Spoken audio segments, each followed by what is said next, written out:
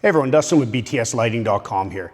If you own a Peterbilt 589 and you bought them before they launched the new LED headlights, you've been very limited to what you can do to upgrade your vision.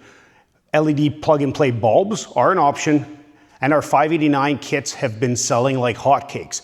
But for those wanting to change the look of the headlight and change out the pod assembly, all of the previous Peterbilt 389 headlights won't work due to a change in the wiring.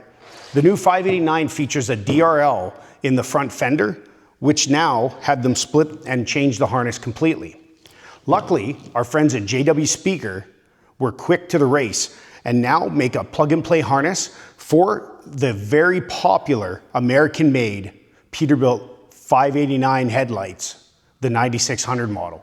If you want a high-performing heated LED headlight for your Peterbilt 589, look no further than btslighting.com.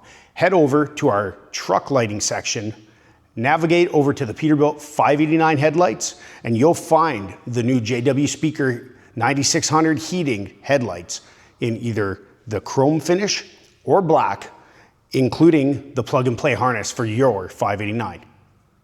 Be sure to reach out to us if you have any questions. We look forward to talking to you soon.